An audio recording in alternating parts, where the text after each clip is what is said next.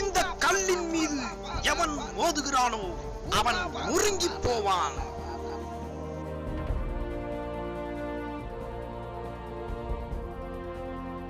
வார்த்தையினாலே இடைபடுவாராக. ஹல்லேலூயா. வாதை உந்தன் கூடாரத்தை அணுகாது மகனே, பொல்லாப்பு நேரிடாது நேரிடாது மகனே. வாதை உந்தன் கூடாரத்தை அணுகாது மகனே, பொல்லாப்பு நேரிடாது நேரிடாது மகனே. உன்னதமான கர்த்தரையே உறைவிடமாக்கிக் கொண்டாய்.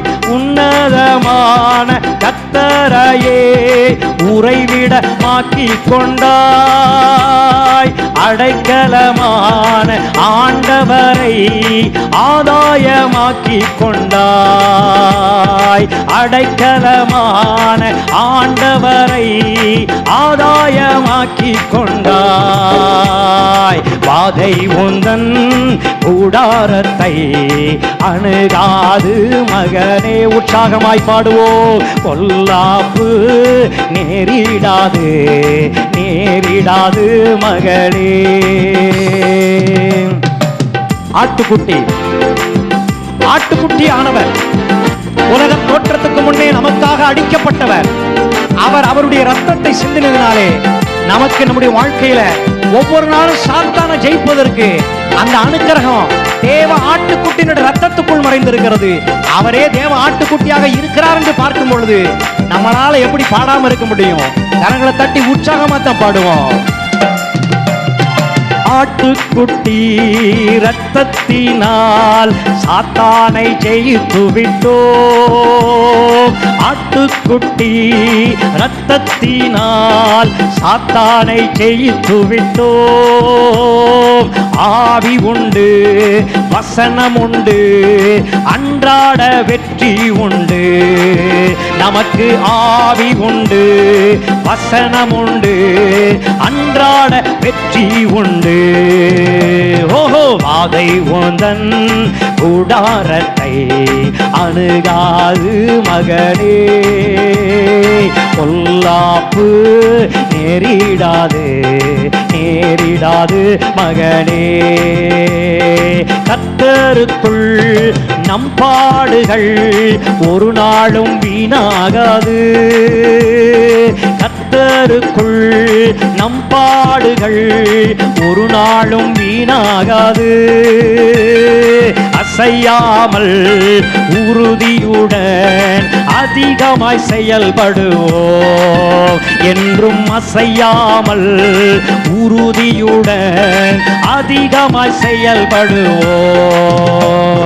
வாதை உந்தன் கூடாரத்தை அணுகாது மகனே, பொல்லாப்பு நேரிடாது நேரிடாது மகனே. அழைத்தவரோ உண்மை உள்ளவர் பரிசுத்தமாக்கிடுவார். அழைத்தவரோ உண்மை உள்ளவர் பரிசுத்தமாக்கிடுவார். ஆவியாத்மா சரீரம் எல்லாம் குற்றமின்றி காத்திடுவார்.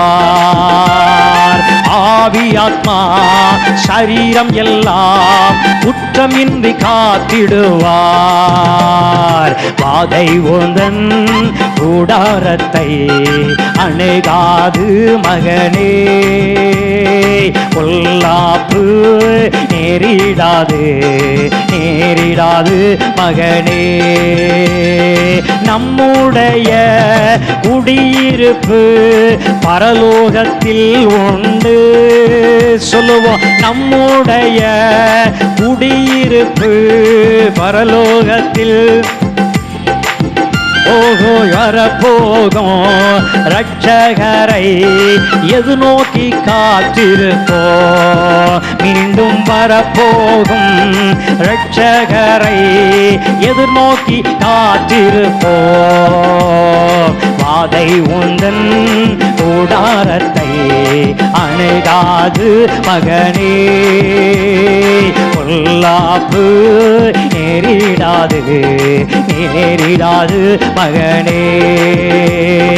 அற்பமான இந்த ஆரம்பத்தை அசட்டை பண்ணாதே. சாத்தானை பார்த்து சொல்லுவோம், அற்பமான இந்த ஆரம்பத்தை அசட்டை பண்ணாதே.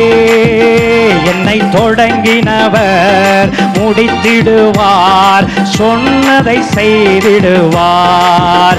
என்னை தொடங்கினவர் முடித்திடுவார், சொன்னதை செய்திடுவார்.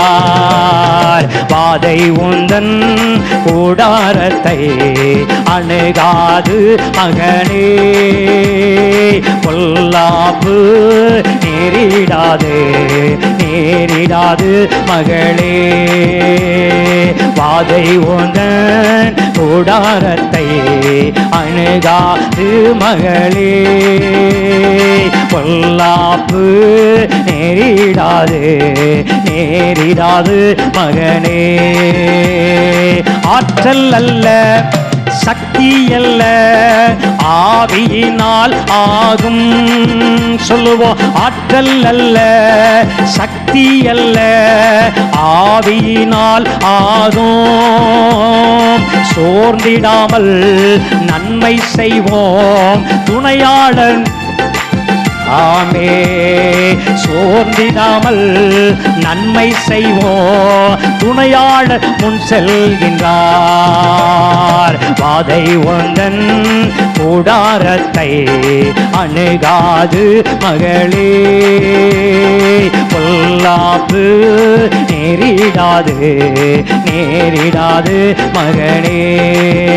லலல்லா லலல்லா லலல்லா லலல்லா லலல்லா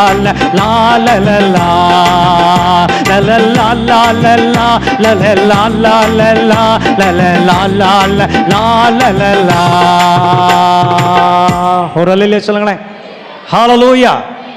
அந்த கடைசி வார்த்தை நான் பார்க்கும்போது, ஆற்றல் அல்ல சக்தி அல்ல தேவனுடைய ஆவியினாலே ஆகும் என்று எழுதப்பட்டிருக்கு. அல்லேலூயா சொல்லுங்களேன். சகரியாவுடைய புஸ்தகம் 4வது அதிகாரம் 6வது வசனத்தை வாசிப்போம். பழைய ஏற்பாட்டு புஸ்தகம் சகரியா 4வது அதிகாரம் 6வது வசனத்தை வாசிப்போம். வாசிக்கலாமா?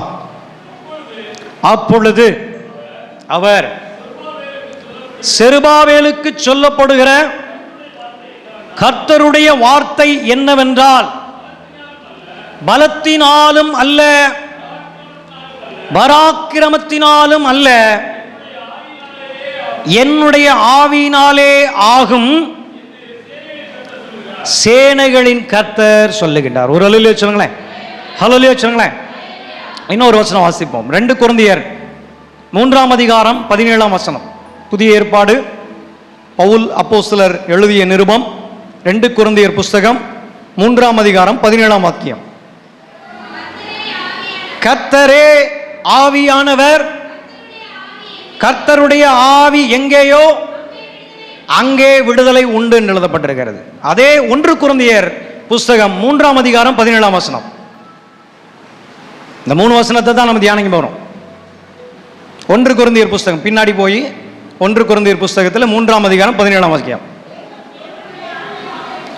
ஒருவன் தேவனுடைய ஆலயத்தை கெடுத்தால் அவனை தேவன் கெடுப்பார். தேவனுடைய ஆலயம் பரிசுத்தமாய் இருக்கிறது, நீங்களே அந்த ஆலயம். கண்களை மூடி வானத்தையும் பூமியும் படைத்த சர்வல்லம் உள்ள தேவனாகிய கர்த்தரே, இந்த நாளிலே இந்த மாதத்தின் 2வது வாரமான இன்று நாங்கள் ஒன்று கூடி வர கர்த்தர் கிருபை செய்திருக்கின்றீர். இந்த நாளிலே அநேகர் தேவனை தேடாமல் பல மாதிரியான காரியங்களுக்கு பின்னாக ஓடலாம்.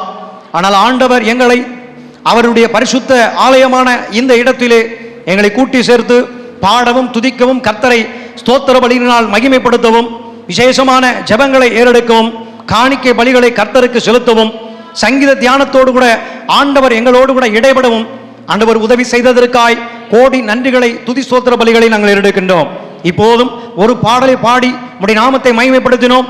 ஆண்டவர் ஆண்டுடைய பிள்ளைகளான எங்களுக்கு எல்லாவற்றையும் நேர்த்தியாய் செய்து தருகிறீர், எந்த வகையான இக்கட்டும் எங்களை நேரிடாதபடி பாதுகாக்கின்றவராய் இருக்கின்றீர் என்று சொல்லி உம்மை நாங்கள் பாடி மகிமைப்படுத்தி இருக்கிறோம். ராஜா, உமக்கு உம்முடைய நாமத்திற்கு மகிமை உண்டாவதாக. இப்போதும் வாசிக்கப்பட்ட 3 இறை வசனங்களுக்குள்ளே தேவ ஆவியானவரை குறித்ததான சத்தியம், பரிசுத்தத்தை குறித்ததான சத்தியம், விடுதலை குறித்ததான சத்தியங்களை இன்று நாங்கள் அறிந்து கொள்வதற்கு இப்போதும் எங்களுடைய மனதை ஒருநிலைப்படுத்துவீராக. எங்களுடைய சிந்தை ஒரே சிந்தையாய் இருக்கட்டும், ஏக சிந்தையாய் இருக்கட்டும், கிறிஸ்துவின் சிந்தை உண்டாகட்டும் என்று சொல்லி ஜெபிக்கிறோம் ஐயா. வசனத்தை கேட்கக்கூடாதபடி இருக்கிற தடைகள் எல்லாம் இப்போதே விலகி போவதாக.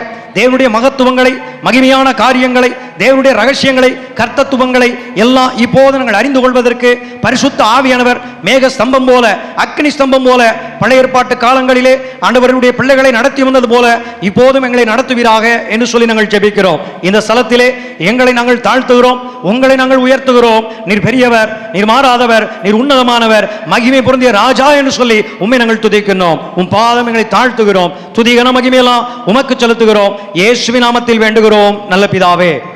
ஹல்லேலூயா, ஹல்லேலூயா. கரங்களை உயர்த்தி ஒரு ஹல்லேலூயா சொல்லுங்களேன். ஹல்லேலூயா. கர்த்தருடைய நாமம் மாத்திரமே மகிமைப்படுவதாக. ஹல்லேலூயா. பரிசுத்த ஆவியானவரை குறித்ததான ஒரு சத்தியத்தை அறிந்து கொள்ள வேண்டிய முக்கியம் என்ன? பெந்தேகோஸ்தே திருச்சபைகள் மாத்திரம் எங்கு போனாலும் பரிசுத்த ஆவியானவரை பறைசாற்றுவார்கள். ஆவிக்குரிய விஷயம் என்று சொன்னால் அவர்கள் முன்னுதாரணமாக சொல்லுவது பரிசுத்த ஆவியானவரை குறித்து மாத்திரம்தான். ஆவிக்குரிய வழிகளிலே நடப்பட பரிசுத்த பிதா அவர் குமாரனாகிய இயேசு வழியாக பரிசுத்த ஆவியானவரை நமக்கு சம்பூர்ணமாய் பொழிந்து அருள் இருக்கின்றார். அவருக்கு ஒரு அல்லேலூயா சொல்லி கர்த்தரை மகிமைப்படுத்துவோம். ஹல்லேலூயா. ஆமா, அப்ப தொடக்க நூல் ஆதியாகம புஸ்தகத்தை நாம் வேதத்திலே பார்க்கும் பொழுது ஆவியானவர் ஜலத்தின் மீது அசைவாடி கொண்டு இருந்தார் என்று அவரை குறித்து சொல்லப்பட்டிருக்கு. ஒரு அல்லேலூயா சொல்லுங்களேன். ஹல்லேலூயா சொல்லுங்களேன். அப்பொழுது அங்கே நீங்கள் வாசித்து பார்த்தால் பூமியானது ஒழுங்கின்மையும் வறுமையுமாய் இருந்தது, ஆவியானவர் ஜலத்தின் மீது அசைவாடி கொண்டிருந்தார் என்றுதான் எழுதப்பட்டிருக்கு. அல்லேலூயா சொல்லுங்களேன். ஆதியிலே ஆண்டவர் வானத்தையும் பூமியையும் சிருஷ்டித்தார் என்று சொல்லப்பட்டிருக்கும். அங்கே பூமியானது ஒழுங்கின்மையும் வறுமையுமாய் இருந்தது, ஆவியானவர் ஜலத்தின் மீது அசைவாடி கொண்டிருந்தார். ஆவியானவர் இல்லாமல் பிதாவாகிய தேவனால் ஒன்றும் எதையும் செய்ய முடியாது. பிதாவாகிய தேவனுக்கு ஆவியானவர் அவ்வளவு முக்கியத்துவமாய் இருக்கிறார் என்று சொல்லி ஆதியாகம புஸ்தகத்திலே முதலிலிருந்து வாசிக்கும் போதே ஆவியானவரை குறித்து திட்டமாய் நாம் அறிந்து கொள்ள முடியும். ஒரு அல்லேலூயா.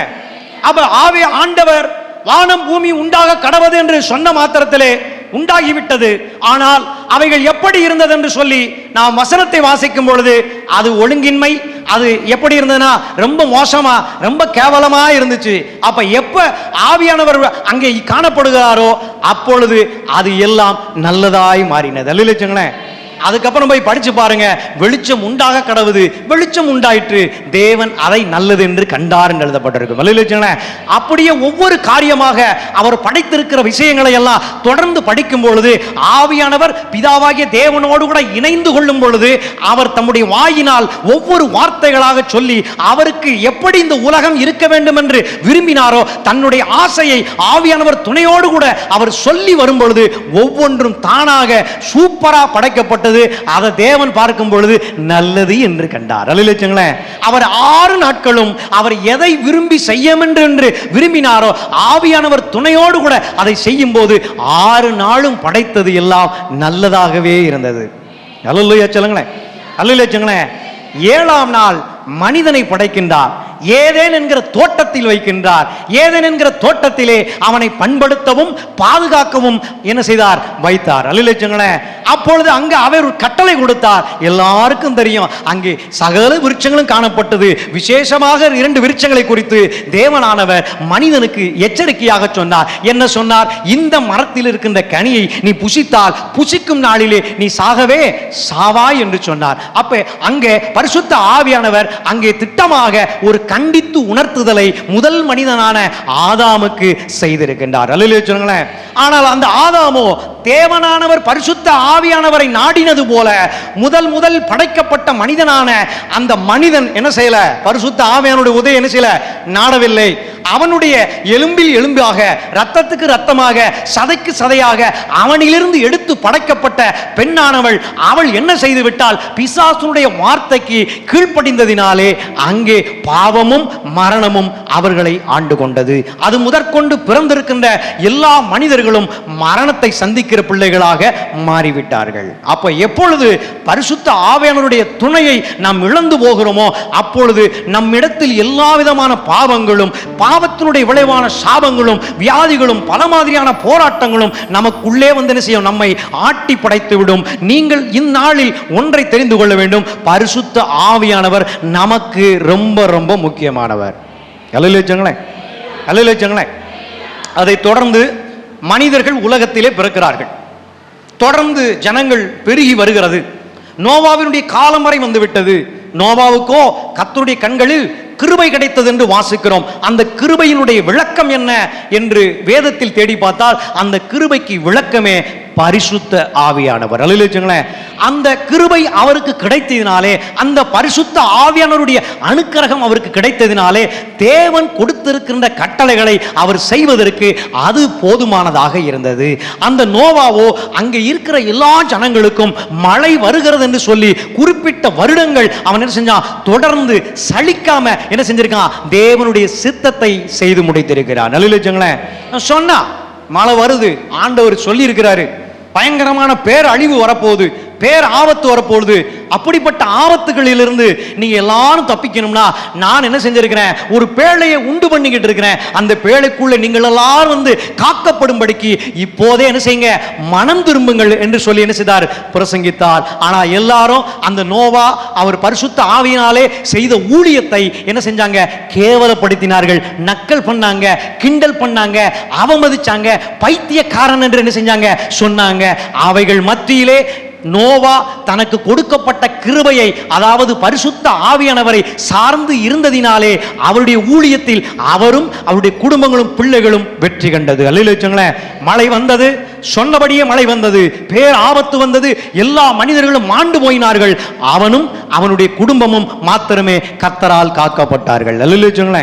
அல்லேலூயா. ஹல்லேலூயா. பாடணும், அழைத்தவர் உண்மை உள்ளவர். அவர் என்ன செய்வார்னா நம்மளை பரிசுத்தமாக்கி என்ன செய்வார்? காத்துக்கொள்வார். அல்லேலூயா. இந்த நோவாவை அவர் அழைத்தார், நோவாவுக்கு வேலை கொடுத்தார், நோவாவுக்கு பரிசுத்த ஆவியானவரை கொடுத்தார். அந்த வேலையை பரிசுத்த ஆவியானவரோடு கூட இணைந்ததினாலே அவன் செய்து முடித்தான். அவனும் அவன் குடும்பமும் பரிசுத்தமாக்கப்பட்டு காக்கப்பட்டது. அல்லேலூயா. நோவாவுக்கு அப்புறம் ஜனக்கூட்டங்கள் பெருகின, தொடர்ந்து வளர்ந்து வந்தன. தொடர்ந்து வளர்ந்து பெருகி வரும்போதெல்லாம் அங்கே பயங்கரமான பாவங்களும் அசுத்தமான காரியங்களும் அவர்களை பிடித்து கொண்டது. ஜனங்கள் பரிசுத்த ஆவியானவர் நோவா எப்படி பரிசுத்த ஆவியானுக்கு கீழ்ப்படிந்து தேவனுடைய சித்தத்தை செய்தானோ அதே போல எந்த மனுஷனும் என்ன செய்யல? செய்யவே இல்லை. தொடர்ந்து பெருகி பெருகி பெருகி பாவங்கள் பெருகி பெருகி வந்ததுனால அடுத்து ஒரு நபரை கர்த்தர் தெரிந்து கொள்ள வேண்டும் என்ன செஞ்சாரு? வைத்திருந்தார். அல்லேலூயா. அந்த நபருக்கு பேர் தான் ஆபிரகாம். அல்லேலூயா. அந்த ஆபிரகாம் வழியாக கர்த்தர் மிகப்பெரிய சந்ததியை உருவாக்க வேண்டும் என்று விரும்பினார். உலகத்தில் இருக்கிற எந்த சந்ததியும் பரிசுத்த ஆவியானுடைய அனுக்கிரகத்தை தேடணும், ஓடணும், நாடணும், இணைந்து போகணும் அப்படின்னு என்ன செய்யல? செயல்படல. அதனால அவர் திட்டம் பண்ணினார், ஒரு மனிதனை நாம் தேர்ந்து கொள்ளுவோம், அவன் மூலமாக சந்ததிகளை உருவாக்குவோம், அந்த சந்ததிகளை தனக்கு பரிசுத்த சந்ததியாக தெரிந்து கொள்வோம் என்று பிதா, குமாரன், பரிசுத்த ஆவியானவர் 3 பேரும் என்ன செய்கிறார்கள்? திட்டமிடுகிறார்கள். அல்லேலூயா. அல்லேலூயா. ஆமா, ஆபிரகாமுடைய கதை உங்களுக்கு தெரியும், ஈசாக்கினுடைய கதை உங்களுக்கு தெரியும், யாக்கோபினுடைய கதை தெரியும். தொடர்ந்து யாக்கோபின் வழியாக கோத்திர பிதாக்களாக 12 கோத்திரங்கள் வந்தாலும், அவர்கள் மூலமாக பல லட்சம் கூட்டங்கள் வந்தாலும், அவர்களும் பழைய பாவங்களையே தொடர்ந்து செய்து கொண்டிருந்தார்கள். மோசே அடுத்து வருகிறார். மோசேயின் மூலமாக சீனாய் மலையிலே தேவன் முகமுகமாய் பேசுகின்றார். தொடர்ந்து தேவ சித்தங்களை நிலைநாட்டுவதற்காக பரலோகத்தின் மாதிரியை மோசேக்கு கற்றுக் கொடுக்கிறார். தேவனுடைய ஆலயம் உண்டாக்கப்பட வேண்டும். தேவனுடைய ஆலயத்தில் தான் ஜனங்கள் எல்லாரும் பரிசுத்தமாக்கப்பட வேண்டும். ஆலயம் இப்படித்தான் இருக்க வேண்டும். வாசஸ்தலம் இருக்கணும், பரிசுத்த ஸ்தலம் இருக்க வேண்டும், மகா பரிசுத்த ஸ்தலம் இருக்க வேண்டும். வாசஸ்தலத்திலே பாவப்பட்ட ஜனங்கள் வெளியில் இருப்பார்கள். பரிசுத்த ஸ்தலத்திலே தேவனுக்கு ஊழியம் செய்கிற ஊழியக்காரர்கள் இருப்பார்கள். மகா பரிசுத்த ஸ்தலத்திலே தேவன் இருப்பார். அல்லேலூயா. ஹல்லேலூயா சொல்லுங்களே. அப்ப தேவன் ஒவ்வொன்றையும் பரலோகத்தில் இருக்கிறது போலவே செய்து தருகிறார். ஆனாலும் மனிதன் தான் பாவ வாழ்க்கையே தெரிந்து கொண்டார், மரணத்தின் வாழ்க்கையே தெரிந்து கொண்டார். பரிசுத்த ஆவியானுடைய வழிகளிலே வருவதற்கு அவன் என்ன செய்யல? பிரயாசப்படவே இல்லை. ஹல்லேலூயா சொல்லுங்களே. ஹல்லேலூயா சொல்லுங்களே. அதற்கு பிற்பாடு அநேக தீர்க்கதரிசிகள் உருவாகிறார்கள். மோசேயினுடைய சட்டதிட்டங்களை வைத்துக்கொண்டு அநேக ஆசாரியர்கள், லேவியர்கள் உருவாகிறார்கள். அந்த கூட்டம் தொடர்ந்து வளர்ந்து வருகிறது. புதிய ஏற்பாட்டு காலங்களிலே அங்கே பரிசேயர்கள், சதுசேயர்கள், வேதபாரர்கள், ஆசாரியர்கள், பிரதான ஆசாரியர்கள் இப்படி என்று சொல்லி திரளான தேவனுடைய சித்தத்தை செய்வதற்காக அங்கே மிகப்பெரிய கூட்டங்கள் இருக்கிறது. சினாகாக் எல்லாம் சொல்லுங்களேன். என்ன சொல்லுங்க? சினாகாக் சொல்லுங்க. சினாகாக் என்றால் ஜெப ஆலயம் என்று அர்த்தம் கொள்ளப்படும். அக்காலத்திலே இயேசுவானவர் பிறக்கிறதுக்கு முன்னாடி அங்கே என்ன இருந்ததுன்னா, ஒவ்வொரு ஊர்லயும் சினகாக் என்று சொல்லப்படுகிற மூல பாஷையிலே சினகாக் என்றால் ஜெப ஆலயம் என்று அர்த்தம். அல்லேலூயா. அல்லேலூயா. அந்த ஜெப ஆலயங்களிலே இந்த பரிசேயர்கள், சதுசேயர்கள், வேதபாரர்கள், அதோடு கூட ஆசாரியர்கள், பிரதான ஆசாரியர்கள் என்று சொல்லிக்கொண்டு இவர்கள் தேவனுடைய ஊழியத்தை தங்களுடைய சுய விருப்பத்தின்படியிலே செய்து கொண்டிருந்தால் அப்பொழுது அங்கே இயேசுவானவர் பிறக்க வேண்டும் என்று சித்தம் உண்டானது. அல்லேலூயா. அல்லேலூயா. பரிசுத்த ஆவியானவரே மறந்துட்டாங்க. பரிசுத்த ஆவியை குறித்து எதுவுமே இல்லை. பரிசுத்த ஆவியானவர்னா யாருன்னே தெரியாது. பரிசுத்த ஆவியை குறித்ததான நம்பிக்கை முற்றிலுமாக தேவன் உண்டாக்கி வைத்திருந்த ஜனங்களுக்குள்ளிருந்து எடுபட்டு போயிட்டு அப்பொழுது இயேசுவானவர் இந்த உலகத்திலே பிறக்க வேண்டியது கால கட்டாயமாய் ஆனது. அல்லேலூயா.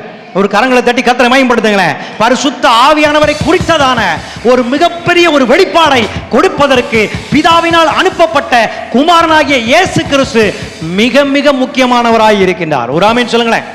அல்லேலூயா. ஹல்லேலூயா. அந்த இயேசுவானவருடைய பிறப்பை நாம் போய் பார்க்க வேண்டும். இயேசுவானவர் எப்படி பிறந்தார் அப்படின்னா, கன்னிமரியினுடைய வயிற்றிலே பரிசுத்த ஆவியின் துணையோடு கூட வந்து பிறந்தார். நம்மள மாதிரி பிறந்திருக்கலாம். அப்பா அம்மா இணையறது மூலமா இயேசு என்ன செஞ்சிருக்கலாம்? பிறந்திருக்கலாம். ஏன் இயேசு அப்பா அம்மா இணையறது மூலமா பிறக்கல? ஏன் கன்னிமரியாவினுடைய வயிற்றிலே அவர் பரிசுத்த ஆவியினாலே பிறந்தார் என்றால், பரிசுத்த ஆவியானவர் குறித்த ஒரு திட்டமான ஒரு தேவ ரகசியத்தை உலகம் முழுவதும் அறிந்து கொள்ள வேண்டும் என்று தேவன் விரும்பினார். அதனாலே அவர் பரிசுத்த ஆவியினாலே என்ன செஞ்சாரு? கன்னிமரியினுடைய கற்பத்திலே அவர் உற்பத்தி ஆனார். அல்லேலூயா. அல்லேலூயா. அதுவும் தீர்க்க தரிசனம். தேவன் சொன்னபடியே வந்து பிறந்தார். ஆமென் சொல்லுங்களேன். அவர் வந்து பிறப்பார். அவருக்கு என்ன பெயரிடுங்க? இயேசு என்று பெயரிடுங்கள் என்று முன்கூட்டியே சொல்லப்பட்டிருந்தது. ஒரு அல்லேலூயா. அல்லேலூயா. அப்புறம் லூக்காவினுடைய 3ஆம் அதிகாரத்தை நீங்க வாசிக்கும் போது அங்கே அவர் ஞானஸ்தானத்தை பெற்றுக் கொள்ளுகின்றார். அல்லேலூயா. அங்கே ஞானஸ்தானத்தை பெற்றுக்கொள்ளும் போதும் வானத்திலிருந்து ஒரு சத்தம் உண்டானது. இவர் என்னுடைய நேசகுமாரன், இவரில் நான் எப்படி இருக்கிறேன்? பிரியமாய் இருக்கிறேன் என்கிற ஒரு சத்தம் வானத்திலிருந்து இடி முழக்கம் போல உண்டாயிற்று. அப்பொழுது யோவான் ஸ்நானகன் இயேசுவுக்கு என்ன செய்தார்? ஞானஸ்தானம் கொடுத்தார். அப்பொழுது பரிசுத்த ஆவியானவர் புறாவை போல வந்து இயேசுவின் மீது இறங்குகிறார். அல்லேலூயா. அல்லேலூயா. இரண்டாவது சத்தியம் உடைக்கப்படுகிறது. ஒரு மனிதன் கர்த்தருக்குள் இருப்பானானால், தேவனுடைய சித்தத்தை செய்வதற்கு இருப்பானானால், அவன் மறுவாழ்வு என்று சொல்லப்படுகிற ஞானஸ்தானத்தை, ஜலத்தினால் மூழ்கி பெற வேண்டிய ஞானஸ்தானத்தை பெற வேண்டும். அப்பொழுது ஆவியானவர் அவனுக்குள்ளே பிரவேசிப்பார். அல்லேலூயா. ஆமா. புறானா புறா கிடையாது. புறாவை போல. புறா எப்படி வரும்?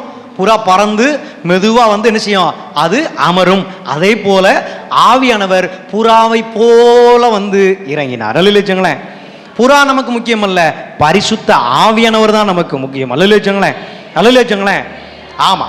அப்ப அந்த லூக்காவினுடைய 3ஆம் அதிகாரத்திலே ஆவியானவர் இயேசு கிறிஸ்துவின் ஞானஸ்தானத்திலே அவர் வந்து இறங்குகிறார். 4ஆம் அதிகாரம் முதல் வசனத்தை நீங்கள் வாசிக்கும் பொழுது ஆவியானவர் இயேசு கிறிஸ்துவை வனாந்தரத்துக்கு கொண்டு போனார் என்று எழுதப்பட்டிருக்கும். ஒரு அல்லேலூயா. அல்லேலூயா. ஆவியானவர் இயேசு கிறிஸ்துவை வனாந்தரத்துக்கு கூட்டிட்டு போய் 40 நாள் அளவும் ஊழியத்திற்கு தேவையான பயிற்சிகளுக்கு என்ன செய்யணும்? இயேசுவானவர் தகுதியாக இருக்க வேண்டும். அதற்கு இந்த இயேசு கிறிஸ்து சோதனையை சகிக்கிறாரா இல்லையா என்று பார்க்க வேண்டும். அதற்காகவே ஆவியானவர் இயேசுவை சோதித்தார். அல்லேலூயா, அல்லேலூயா. அது பிசாசின் சோதனை அல்ல. நீங்கள் சரியாக வாசித்தால் வனாந்தரத்துக்கு கூட்டிட்டு போனதே யாருன்னு கேட்டீங்கன்னா பரிசுத்த ஆவியானவர். அல்லேலூயா. அப்ப நீங்க வெளியில சொல்லக்கூடாது. உங்களுக்கு சோதனை கஷ்டமெல்லாம் வரும் பொழுது ஐயோ என்னை சாத்தான் சோதிச்சுட்டான்னு சொல்லாதீங்க. பரிசுத்த ஆவியானவர் தான் நம்மளை சோதிக்கின்றார். அல்லேலூயா. பரிசுத்த ஆவியானவரை சோதிச்சா அவர் கைவிடவே மாட்டார். பரிசுத்த ஆவியானவர் நமக்கு பாடுகளுக்குள்ளே உபத்திரங்களுக்குள்ளே நடத்தா நிச்சயமா சொல்றேன் அவர் கைவிடவே மாட்டார். சோதனையை தாண்டி ஜெயித்து போவதற்கு பரிசுத்த ஆவியானவர் உதவி செய்வார். கரங்களை தட்டி கர்த்தரை மகிமைப்படுத்துவோமா? அந்த பரிசுத்த ஆவியானவர் மற்ற தெய்வத்தை போல அல்ல. அந்த பரிசுத்த ஆவியானவர் இதுக்கு முன்னாடி நம்ம தெரிஞ்சு வச்சுக்கிறதை போல அல்ல. பரிசுத்த ஆவியானவர் தான் சோதனைக்கு அழைத்து செல்லுகிறார். எப்படிப்பட்ட கொடிய பிசாசு நீ இருந்தா கூட என் குமாரனாகிய இயேசு கிறிஸ்துவை உன்னால் முடிந்தால் சோதித்து பார்த்துக்கொள். முடிஞ்சா சோதிச்சுக்கோ. முடிஞ்சுச்சான்னு போய் பார்த்தா முடியல. அல்லேலூயா. அங்க இயேசுவானவர் தான் ஜெயிச்சிட்டார். அல்லேலூயா, அல்லேலூயா. அங்க 3 சோதனை. அங்க எத்தனை சோதனை? 3 சோதனை. அவர் பிசாசுடைய சோதனையில் அவர் சிக்கி இருக்கும் பொழுது என்ன நடந்துச்சு அப்படின்னு பார்த்தீங்கன்னா அந்த 40 நாள் முடிஞ்ச பிறகுதான் பசி உண்டாயிடுச்சு. என்ன உண்டாயிடுச்சு? அவர் உபவாசம் இருந்தார். 40 நாள் உபவாசம் இருந்தார். அவரா இருக்கல. ஆவியானவர் சோதனைக்கு கூட்டு போனார். உபவாசம் போடுறது கூட்டு போல, சோதனைக்கு தான் கூட்டு போனார். அங்கே அவர் ஒன்றும் புசியாது இருந்தார். எப்போது அந்த அந்த அந்த வனாந்திரத்தினுடைய சோதனை முடிகிறதோ அப்பொழுது அவருக்கு பசி உண்டாயிற்று என்று எழுதப்பட்டிருக்கிறது. அல்லேலூயா, அல்லேலூயா. அப்போ உபவாசம் என்பது நம்மளா போய் செய்யறது கிடையாது. பரிசுத்த ஆவியானவர் நம்மளை அழைச்சிட்டு வரணும். அல்லேலூயா சொல்லுங்க, அல்லேலூயா சொல்லுங்க. நான் இன்னைக்கு ஒரு நாள் உபவாசம், 3 நாள் உபவாசம், 40 நாள் உபவாசம். நான் என்னுடைய சுய இச்சைகளை நிறைவேற்றுவதற்காக தேவனிடத்தில் ஜெபிப்பதற்காக செய்யப்படுகிற ஒன்று அல்ல. பரிசுத்த ஆவியானவர் அவருடைய சித்தத்தை செய்து முடிப்பதற்காக நம்மளை தகுதிப்படுத்துவதற்காக தேவனே ஏற்படுத்துகிற ஒரு விஷயம்தான் உபவாசம். அல்லேலூயா, அல்லேலூயா. இதுவரை நீங்கள் செய்து கொண்டிருக்கிற உபவாச கூட்டங்கள் மாறட்டும். இதுவரை நீங்க செஞ்சுக்கிட்டு இருக்க உபவாசம் மாறட்டும். ஏன்னா பைபிள்ல நீங்க இன்னைக்கு செஞ்சுக்கிட்டு இருக்கிற உபவாச கூட்டம் எங்கேயுமே கிடையாது. பரிசுத்த ஆவியானவர் மூலமாகத்தான் எல்லா விதமான காரியங்களும் நடந்திருக்கின்றது.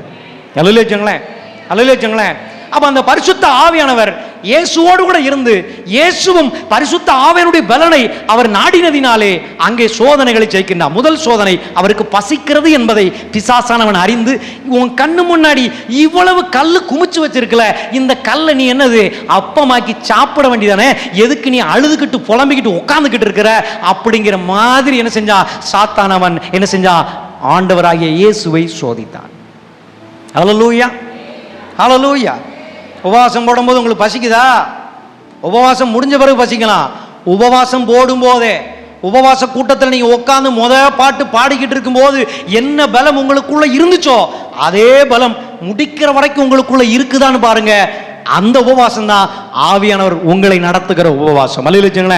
நீங்க வரும்போது சந்தோஷமா வந்தீங்க, இடையில அப்படியே ஒரு பாட்டு 2 பாட்டு 3 பாட்டு அடுத்து ஜப குறிப்பு ஒண்ணா சொல்லி சொல்லி சபையாரா நீங்க கூடி ஜெபிக்கும் போது எல்லாரையும் பரிசோதிச்சு பார்க்கிற ஆவியானவர் நிச்சயமா பார்ப்பாரு உங்களுக்குள்ள என்ன இல்ல, பலம் இல்ல, உங்களுக்குள்ள என்ன இல்ல, உற்சாகம் இல்ல, உங்களுக்குள்ள என்ன இல்ல, நம்பிக்கை இல்ல அப்படிங்கறது யார் அறிவார்? பரிசுத்த ஆவியானவர் அறிவார். அல்லேலூயா. என்னைய மாதிரி சத்தியம் படித்தவனும் அறிந்து விடுவான். கூட்டத்தை நடத்தும் பொழுது முதல் ஜெபிக்கிற அந்த தாய் எப்படி அதிகமாய் ஜெபிச்சிச்சுன்னு பார்க்கும்போது முதல்ல எப்படி அவங்க பாட்டு பாடி கைதட்டிக்கிட்டு இருந்தாலோ அதே பலம் ஜெபம் பண்ணும் போது இருக்குதான்னு பார்ப்பேன். அல்லேலூயா. சொல்லுங்க, சொல்லுங்க. ஆமா, ஒரு கூட்டத்துக்கு போனேன். அந்த கூட்டத்தில் போனா அங்கே ஜெபம் பண்ற மாதிரில எல்லாமோ செஞ்சுக்கிட்டு இருந்தாங்க. செஞ்சுக்கிட்டு இருக்கும்போது லைட்டா கண்ணை திறந்து இப்படி பார்த்தேன். கண்ணை திறந்து பார்த்தா முக்காவாசி முக்காடா போட்டுக்கிட்டு என்ன பண்ணாங்க, தூங்கிக்கிட்டு சோத்திரம் சோத்திரம் சோத்திரம் சோத்திரம் அப்படின்னு தான் சொன்னாங்க. அப்படி இருக்கக்கூடாது. சொல்லப்பட்ட ஜெப குறிப்புக்கு ஆண்டவருடைய ஆவியினுடைய பலத்தினாலே சொல்லி ஜெபிக்கிறவர்கள் மாத்திரமல்ல எல்லாருமே ஜெபிக்கணும், ஒரே மாதிரி ஜெபிக்க வேண்டும். அல்லேலூயா, அல்லேலூயா. கையை தட்டி ஜெபிக்கணுமா ஜெபிங்க. முழு பலத்தோடு கூட சத்தத்தை உயர்த்தி தேவனுக்கு தெரியப்படுத்துவதற்கு ஏதுவாக ஜெபிக்க முடியுமா ஜெபிங்க. எவ்வளவுக்கு எவ்வளவு பலத்தோடு கூட நீங்க ஜெபிக்கிறீங்களோ நீங்க புரிஞ்சுக்கோங்க, உங்களை உபவாச கூட்டத்திலே பயன்படுத்துகிறவர் ஆவியானவர். அல்லேலூயா. அல்லேலூயா. ஹalleluya. அப்ப இங்க உபவாசம் முடிஞ்ச பிறகு கல்லை பார்த்து அப்பமாக்கி தின்னு அப்படின்னு சொல்லும் பொழுது ஆண்டவராகிய இயேசு கிறிஸ்து பிசாசை பார்த்து சொன்னார், மனிதன் அப்பத்தினால் மாத்திரமல்ல தேவனுடைய ஒவ்வொரு வார்த்தையினாலும் பிழைப்பான் என்று எழுதப்பட்டிருக்கிறது. ஹalleluya. ஹalleluya. இரண்டாவது சோதனை உண்டானது. இரண்டாவது சோதனை என்ன தெரியுமா உங்களுக்கு? தெரியுமா இரண்டாவது சோதனை? சொல்லுங்க. உடனே உயரத்துக்கு கூட்டு போயாச்சு. உடனே எங்க போயாச்சு? உயரத்துக்கு கூட்டு போய் ஒரு நொடி பொழுதிலே உலகம் முழுசையும் சுத்தி காட்டிட்டார். பார், அதிகாரங்களை பார், ராஜ்யங்களை பார், இதெல்லாம் உனக்கு வேணும்னா நான் சொல்லுகிறதை நீ செய், எனக்கு நீ ஆராதனை செய் என்று பிசாசானவன் ஆண்டவருக்கு என்ன செஞ்சா? கட்டளை கொடுத்தான். ஆண்டவர் என்ன செஞ்சாரு? அதற்கு தக்க பதிலடி கொடுத்தார். அல்லேலூயா. நீ தேவனாகிய ஒருவரையே என்ன செய்ய ஆராதனை செய்வாயாக என்று சொல்லி நெத்தி இடி அடிச்சிட்டார். அல்லேலூயா. அப்ப ஆராதனை என்பது நீங்கள் நினைக்கிறதை போல கையை தட்டி பாட்டு பாடி அல்லேலூயா அல்லேலூயா சொல்றதல்ல. தேவன் என்ன செய்ய சொல்லி இருக்கிறாரோ அதை செய்வதுதான் ஆராதனை என்று பிசாசின் சோதனையிலே அங்கே சொல்லப்பட்டிருக்கிற வார்த்தை கவனமாய் படித்தால் உங்கள் கண்கள் ஆவிக்குரிய கண்களாக திறக்கப்படும். அல்லேலூயா. அல்லேலூயா சொல்லுங்க. அல்லேலூயா சொல்லுங்க. ஆமா, பிசாசு காட்டுனா, ஏய் பாரு, இது எல்லாம் எனக்கு, நான் சொல்றபடி நீ செஞ்சினா இது எல்லாம் நான் உனக்கு தானே செய்கிறது, நான் சொல்றபடி செய்கிறது, அதுதான் ஆராதனை. அல்லேலூயா. அப்ப தேவன் சொல்லுகிறதை நாம் செய்தால் நாம் தேவனுக்கு ஆராதனை செய்கிறோம். பிசாசு சொல்றதை நாம் செய்தால் பிசாசுக்கு ஆராதனை செய்கிறோம். தேவன் சொல்லுகிறதை நாம் செய்தால் அதற்கு பெயர் தான் ஊழியம். பிசாசு சொல்லுகிறதை கேட்டா அதுக்கு பேரு அட்டூழியம். அதனாலதான் ஆண்டவர் சொன்னால், இரண்டு நபருக்கு ஊழியம் செய்ய கூடவே கூடாது, ஒரு நபருக்கு தான் நாம ஊழியம் செய்யணும். அது யாருக்கு செய்யணும்? நம்மை உண்டாக்கின கர்த்தராகிய இயேசு கிறிஸ்துவுக்கு மாத்திரமே செய்ய வேண்டும். கரங்களை உயர்த்தி ஒரு ஆமென் சொல்லுங்களேன். ஹalleluya. தீர்மானம் எடுங்க, நான் ஆண்டவருக்கு மாத்திரம் தான் என்ன செய்வேன்? ஊழியம் செய்வேன். ஆண்டவர் சொல்லுகிறத தான் நான் என்ன செய்வேன் அப்படின்னு நீங்க தீர்மானம் எடுத்தீங்கன்னா நீங்க தான் ஆவியானவருடைய பரீட்சையிலே தொடர்ந்து வெற்றி பெறுகிற நபர்களாய் இருப்பீர்கள். ஹalleluya. மூன்றாவது சோதனை சர்ச்சினுடைய டாப் ஃப்ளோருக்கு கூட்டு போயிட்டாங்க பிசாசு.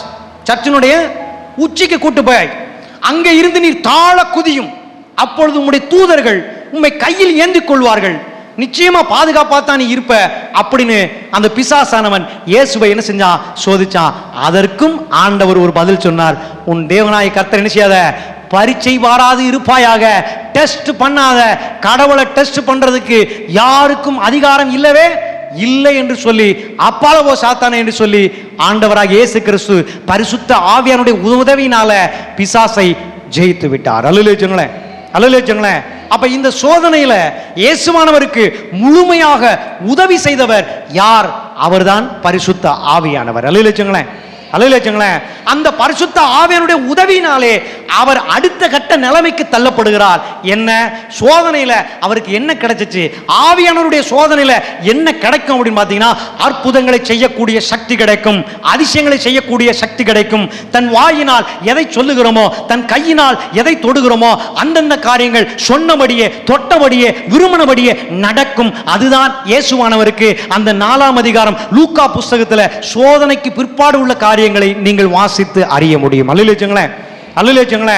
அப்ப ஒரு அற்புதங்களை செய்வதற்கு கூட, ஒரு அதிசயங்களை செய்வதற்கு கூட நாம இப்ப இவ்வளவு நேரம் ஆராதிக்கும் பொழுது அங்கே நம்மள ஆவியானவர் நடத்தினாரு. இந்த வருடம் கொடுக்கப்பட்ட வாக்குத்தத்தத்தை நமக்கு ஞாபகப்படுத்தினாரு. இன்னும் 6 மாசங்களுக்குள்ள ஆண்டவர் பெரிய காரியங்களை நமக்கு செய்வாரு, நம் மூலமா செய்வார் என்று சொல்லி நீங்கள் ஆராதித்துக் கொண்டிருந்ததை நான் வெளியிலிருந்து கேட்டுக்கொண்டுதான் இருந்தேன். அல்லேலூயா. அப்ப அர்த்தம் என்ன? ஆண்டவர் அவருடைய ஆவியை நமக்கு கொடுத்து அதன் மூலமாக மிகப்பெரிய காரியங்களை செய்ய விரும்பி கொண்டிருக்கின்றார். குறிப்பாக நம்முடைய சபை மக்களான நம் மூலமாக செய்ய விரும்புகிறார். அதனாலதான் இந்த வார்த்தை மற்ற சபைகளுக்கெல்லாம் கிடைக்காம இந்த வருஷம் நம்முடைய திருச்சபைக்கு கொடுத்திருக்கின்றார். கரங்களை தட்டி கர்த்தரை மகிமைப்படுத்தலாமே. வாக்குத்தத்தம் தந்த தேவன் அவர் உண்மை உள்ளவர், அவர் அப்படியே செய்வார் எழுதப்பட்டிருக்கிறது. தன் வாயினால் சொன்னதை தன் கரத்தினால் செய்து முடிக்கிற தேவனாய் இருக்கின்றார். நான் உனக்கு சொன்னதை செய்யும் அளவும் கைவிடவே மாட்டேன், விட்டு விட்டு விலக மாட்டேன்னு சொல்லியிருக்கிறார். அல்லேலூயா சொல்லுங்களேன், அல்லேலூயா சொல்லுங்களேன். அப்ப ஆவியானவர் நம்மளை கரெக்டா தான் நடத்துறாரு. ஆவியானவர் நம்முடைய சபையை கரெக்டா தான் நடத்துறாரு. ஆவியானவர் நம்முடைய ஊழியங்களை கரெக்டா தான் நடத்துறாரு. இந்த ஊழியத்துக்குள்ள இருக்கிறவங்களை நாம தான் நம்மளை பரிசோதிச்சு பார்க்கணும். நமக்குள்ள இருக்கிற பரிசுத்த ஆவியானவருக்கு நாம கீழ்ப்படுகிறோமா? நமக்குள்ள இருக்கிற பரிசுத்தாவினுடைய சத்தத்தை நாம செவி கொடுத்து கேட்கிறோமா? அதன்படி செய்யறோமா என்கிற நிதானம் நமக்குள்ளே வர வேண்டும். சொல்லுங்க, ஒரு ஆமேன் சொல்லுங்க. வரணுமா வேண்டாமா? அப்பத்தான் நமக்கே தெரியும் உண்மையிலே நம்ம கூட இருக்கிறது பரிசுத்த ஆவியானவர். அல்லேலூயா. இன்னும் உங்களுக்கு புலப்படலாம் நினைக்கிறேன். பரிசுத்த ஆவியானவர் குறித்து நான் இப்போ உங்கள்ட்ட சொல்லலாம்னு நினைக்கிறேன். இப்போ நான் இங்கிருந்து பேசுகிறேன், என்னுடைய சத்தத்தை நீங்கள் கேட்கிறீர்கள். கேட்குறீங்களா? என் சத்தம் யாருக்கெல்லாம் கேட்குது?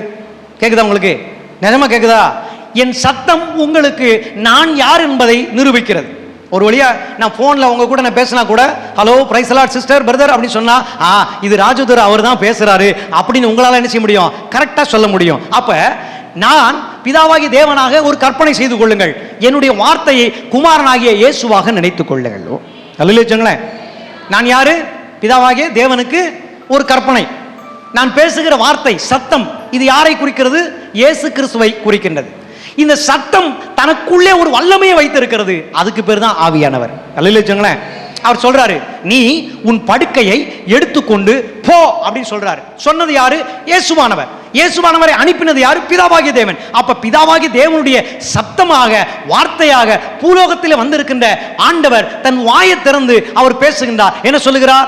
நீ உன் படுக்கையை எடுத்துக்கொண்டு என்ன செய், போ என்று சொல்லுகிறார். அப்ப அந்த வார்த்தைக்குள் என்ன இருக்கிறது? வல்லமை இருக்கிறது. அந்த வார்த்தை அங்கே முடமாயிருந்த 38 வருடங்களாக முடமாயிருந்த அவனுக்குள்ளே கிரியை செய்கிறது. அவன் உடனே விசுவாசிக்கிறான். விசுவாசம் வந்த உடனே அவன் என்ன செய்கிறான்? தன் படுக்கையை எடுத்துக்கொண்டு சந்தோஷமா நடந்து போனான் என்று நாம் வாசிக்க முடிகிறது. அல்லேலூயா. அதே போலதான் பிறவி குருடன் இருந்தான். அவனிடத்துல ஆண்டவர் அங்க கடந்து போகும்போது எல்லாரும் அவனை அரட்டினாங்க. அவரே ஒரு ஊர்ல இருந்து ஊழியத்தை முடிச்சிட்டு இன்னொரு ஊருக்கு போயிட்டு இருக்காரு, நீ அவரை டிஸ்டர்ப் பண்றியா? நீயே ஒரு பிச்சைக்காரன், உனக்கு எதுக்குல இந்த ஆசை அப்படின்னு என்ன செஞ்சாங்க? பிறவி குருடனா இருந்த அந்த பர்த்திமேயு குருடனை எல்லாரும் அரட்டினாங்க. உடனே ஆண்டவர் அதை பார்த்து அவனை இங்கே அழைத்து வா என்று சொன்னார். அல்லேலூயா. உடனே சொன்னாரு, நான் உனக்கு என்ன செய்ய வேண்டும் என்று சொன்னார். அல்லேலூயா. அப்பயும் நல்லா கவனிச்சு பாருங்க, வார்த்தையை சொல்றார். வார்த்தை என்ன சொல்றார்? என்ன சொல்றாரு? பார்வை அடைவாயாக. சொன்ன மாத்திரத்திலே அந்த வார்த்தைக்குள் இருக்கின்ற வல்லமை அது என்ன செஞ்சது? கிரியை செய்ய ஆரம்பித்தது. அல்லேலூயா. அப்ப பிதாவாகிய தேவன் என்று ஒருவர் இருக்கிறார். அவருடைய வார்த்தையாக, அவருடைய சத்தமாக இயேசு கிறிஸ்து இந்த பூலோகத்திலே வந்திருக்கின்றார். இந்த இயேசு கிறிஸ்துனுடைய சத்தத்திலிருந்து ஒரு வல்லமை வெளிவருகிறது. அதற்கு பெயர் தான் பரிசுத்த ஆவியானவர். அல்லேலூயா.